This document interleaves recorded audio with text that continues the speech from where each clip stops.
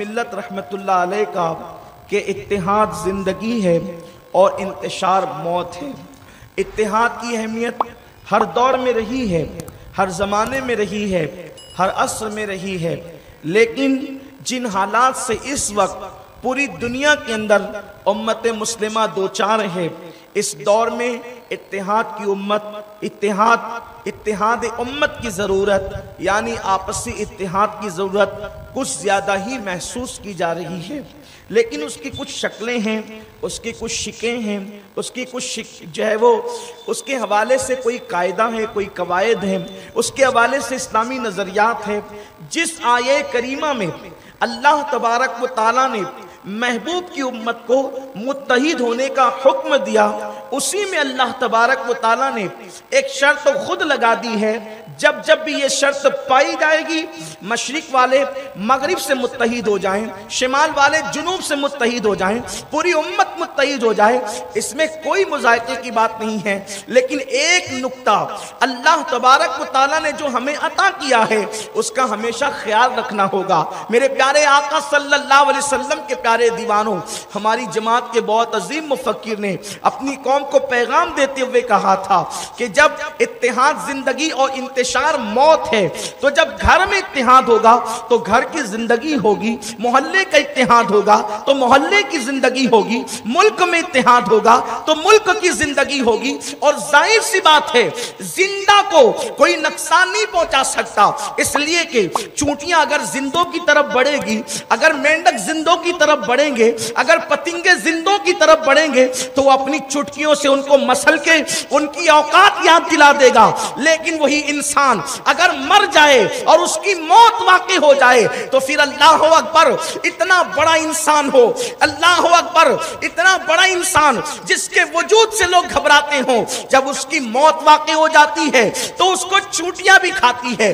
کہتے ہیں کہ شیر کی موت پر اسے کتے نوچتے نظر آتے ہیں۔ شیر کے جیتے جی کتوں میں ہمت نہیں کہ وہ شیر پہ حملہ کر سکے، بلکہ بیل پر بھی اگر کتا حملہ کرنا چاہے تو نہیں کر سکتا ہے۔ لیکن شیر مر جائے تو شیر کی موت کے بعد اس کو کتے نوچتے ہوئے نظر آتے ہیں۔ پتا چلا کہ موت کی وجہ سے اللہ اکبر ایک شیر ذلیل ہو جایا کرتا ہے۔ تب بتائیں کہ مسلمانوں کے اندر جب اتحاد نہیں ہوگا تو گویا کہ یہ ان کی موت ہے، اور جب موت ہو جائے تو شیر جیسے بہادر جانور کو بھی کتے نوچتے نظر آتے ہیں۔ اب پتا چلا امت مسلمہ کا پوری دنیا کے اندر یہ حال کیوں ہے۔ ہر ایک انسان، ہر دنیا کی باطل قوتیں مسلمانوں پر یوں ٹوٹ پڑی ہے جیسے بھوکا دسترخوان پہ ٹوٹ پڑتا ہے۔ اس کی وجہ کیا ہے؟ امت مسلمہ میں اتحاد نہیں ہے، امت کے اندر اتفاق نہیں ہے۔ دنیا اچھی طرح جانتی ہے، جو قوم خود چھوٹی چھوٹی چیزوں پر ایک دوسرے کا گریبان تھام لے، یہ کسی کا کیا کر سکتے ہیں؟ میرے پیارے آقا صلی اللہ علیہ وسلم کے پیارے دیوانوں، یاد رکھنا، اپنے وجود کو باقی رکھنا ہے تو متحد ہونا پڑے گا۔ اگر اپنے تشخص کو باقی رکھنا ہے تو متحد ہونا پڑے گا۔ اپنی مسجدوں کے تحفظ کرنے ہیں تو متحد ہونا پڑے گا۔ اپنی خانقاہوں کی آبرو رکھنا ہے تو متحد ہونا پڑے گا۔ اپنی بیٹیوں کی عزت کی حفاظت کرنا ہے تو متحد ہونا پڑے گا۔ تعلیم و تعلم کے میدان میں اگر ہم اپنی شناخت بنانا چاہتے ہیں تو متحد ہونا پڑے گا۔ اگر اپنی رزق اور روزی روٹی کو عزت کے ساتھ کما کر کے ہم آبرو کے ساتھ کھانا چاہتے ہیں تو متحد ہونا پڑے گا۔ اتحاد ہر دور کی ضرورت ہے، اتحاد ہر عصر کی ضرورت ہے، اتحاد ہر زمانے کی ضرورت ہے۔ لیکن آئیے اتحاد کا طریقہ کیا ہے؟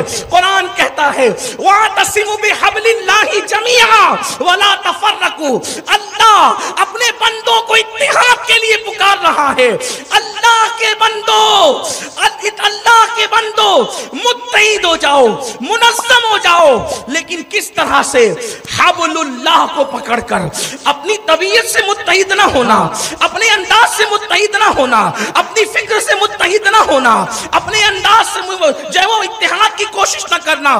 حبل اللہ کو پکڑو اور متحد ہو جاؤ، اس لیے کہ اللہ رب العزت نے ایک رسی دی ہے، اللہ اللہ तबारक व तआला ने हबलुल्लाह अता किया है, इसको पकड़ोगे, जाहिर सी बात है एक रस्सी को जितने लोग पकड़ेंगे आपको किसी को मिलाने की जरूरत नहीं है, रस्सी थमा दो दुनिया खुद ब खुद मुत्तहिद हो जाएगी। तो अल्लाह फरमाता है तुम सब मुत्तहिद हो जाओ। किस तरह से? अल्लाह की रस्सी को पकड़ लो। मिसाल के तौर पर सब लोग मुंतशिर बैठे हुए हैं, एक रस्सी फेंक दी गई है, कहा जिसको शौक हो रस्सी पकड़ लो। जिन्होंने रस्सी पकड़ लिया वो तो मुत्तहिद हो गए, कम से कम पकड़ने में तो मुत्तहिद हुए, उनके हाथ जो है वो एक साथ हो गए, उनकी ताकत एक साथ हो गई, वो सब एक साथ हो गए। अब बात ये है हबलुल्लाह क्या है, आखिर वो कौन सी रस्सी है जिसको पकड़कर इत्तिहाद का हुक्म दिया जा रहा है। फिरकों में मत बटो, अल्लाह की रस्सी को पकड़ो। तो इसमें तीन कौल है, इसमें तीन कौल है। अल्लाह की रस्सी क्या है? पहला कौल ये है अल्लाह की रस्सी किताबुल्लाह है, यानी कुरान को पकड़ लो पूरी उम्मत मुत्तहिद हो जाओ। दूसरा कौल ये है रसूलुल्लाह का दामन पकड़ लो, हबलुल्लाह रसूलुल्लाह है, रसूलुल्लाह का दामन पकड़ो पूरी उम्मत मुत्तहिद हो जाए। और तीसरा कौल ये है हबलुल्लाह नबी और अहले बैत के साथ है, इनका दामन पकड़ो पूरी उम्मत मुत्तहिद हो जाए। सुभान अल्लाह, सुभान अल्लाह, नारे तकबीर, नारे रिसालत, सुभान अल्लाह, सुभान अल्लाह। अब पता चला दामने रिसालत हमारे हाथों में आ जाए, कुरान और मुस्तफा जाने रहमत का दामन, कुरान और अहले बैत का दामन हमारे हाथों में आ जाए, हम मुत्तहिद हो जाएंगे, इत्तेहाद की सूरतें पैदा हो जाएगी। मेरे प्यारे आका अलैहिस्सलाम के प्यारे दीवानों, अगर आप पहला कौल मुराद लेके कुरान है, कुरान पकड़ लो, कुरान थाम लो, तो कुरान भी तो यही कहता है कि नबी की ऐसी ताजीम करो कि जहां सबकी ताजीमों की हदें टूट जाए, वहां से नबी की ताजीम का आगाज होता है। मेरे प्यारे आका अलैहिस्सलाम के दीवानों, कुरान नबी को सिर्फ ईमान ही नहीं करार देता बल्कि जाने ईमान करार देता है। अल्लाह की सरताबा कदम शान है ये, इंसान नहीं, इंसान वो इंसान है ये। कुरान तो ईमान बताता है इन्हें, ईमान ये कहता है मेरी जान है ये। मुसलमानों की सबसे बड़ी कुव्वत इश्क रसूल है, मोहब्बत रसूल है, ताज़ीम रसूल है। अब पता चला महवर का नाम मुस्तफ़ा जाने रहमत है, मरकज का नाम मुस्तफ़ा जाने रहमत है। हुजूर का दामन पकड़ो पूरी उम्मत मुत्तहिद हो जाए। मेरे आका सल्लल्लाहु अलैहि वसल्लम के दीवानों, दरअसल सबसे बड़ा अलमिया ये है कि आज हर बंदा ये कह रहा है मेरे मौलाना की बात मानो। मैं कहता हूं अभी मेरा मौलाना छोड़ दो, अभी ये कहो मेरे मौला की बात मानो, मेरे मौला की बात मानो, मेरे मौला की बात मानो। अल्लाह का जो हुक्म है उस पर अमल करो, रसूलुल्लाह का जो हुक्म है उस पर अमल करो।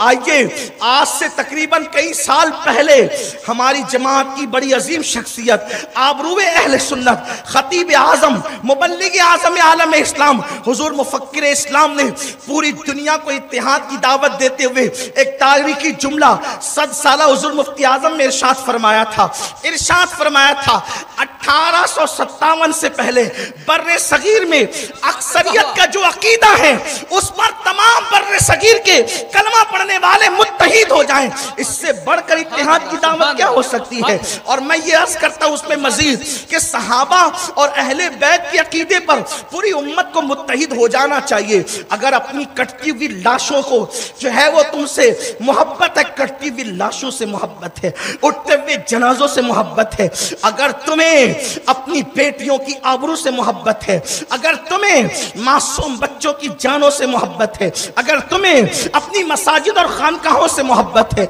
आओ सहाबा और अहले बैत के अकीदे पे मुत्तहिद हो जाओ। क्योंकि ये नजरिया है हमारा, जिनके अकीदे की तायीद कुरान ने की है, उस अकीदे पे मुत्तहिद होने में क्या जाता है। अंग्रेज आकर लड़ा गए, अंग्रेजों की फिक्र पे लानत करें और वो सारे अकायद जो अंग्रेजों की आमद के बाद बिखेरे गए हैं उस पे लानत करते हुए सिद्दीक अकबर के अकीदे की तरफ आ जाए, फारूक आजम के अकीदे की तरफ आ जाए, उस्मान गनी के अकीदे की तरफ आ जाए, मौला अली के अकीदे की तरफ आ जाए, सादो सईद तलहा व जुबैर के अकीदे की तरफ आ जाए, अहले बैत अतहार के अकीदे की तरफ आ जाए, गौसो ख्वाजा के अकीदे की तरफ आ जाए। कितना अजीम वो अकीदा है जिसमें ताजीम ही ताजीम है, मोहब्बत ही मोहब्बत है, एहतराम ही एहतराम है। आप कहेंगे कि आखिर इत्तेहाद उम्मत के लिए रसूलुल्लाह की ताजीम को कुरान ने کیوں شرط قرار دیا ہے اور آپ اس کو شرط کیوں قرار دے رہے ہیں؟ میں اس لیے یہ بات کر رہا ہوں کہ جو قوم کلمہ پڑھانے والے رسول سے محبت نہیں کر سکتی وہ قوم کسی سے محبت نہیں کر سکتی۔ اگر آپ کو پیغام محبت دینا ہے تو سب سے پہلے لوگوں کے دلوں میں رسول اللہ کی محبت پیدا کی جائے۔ جب محبت رسول پیدا ہوگی تو انسان خود بخود اس کا دل نرم ہوگا، اس کے دل کے اندر امت رسول کے لیے محبت پیدا ہوگی۔ اور کتنی محبت پیدا ہوگی آئیے میں آپ کو بتاؤں۔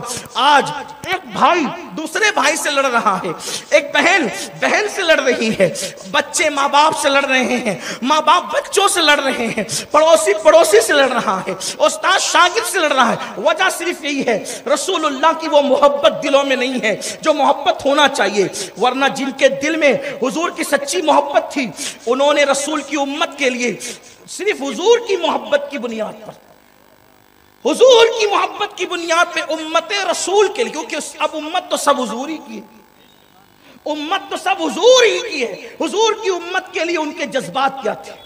آج تمہارے دل امت محمدیہ کے لیے جو محبتوں سے خالی ہو گئے۔ پڑوس میں اگر کافر رہے اسلام کہتا ہے اس کے ساتھ بھی اچھا سلوک کرو، حتیٰ کہ اسلام یہ کہتا ہے کہ جس بس میں تم سفر کر رہے ہو اگر اس سفر میں بازو کی سیٹ پر کوئی کافر مرد یا عورت بیٹھا ہے تو وہ بھی تمہارا پڑوسی ہے، اگر تم نے اس کے ساتھ حسن سلوک نہیں کیا تو قیامت میں اللہ کی بارگاہ میں جواب دینا ہوگا۔ جو بازو کی سیٹ پر چند گھنٹوں کے لیے پڑوسی بن جائے اسلام اس کے ساتھ حسن سلوک کرنے کا حکم دیتا ہے۔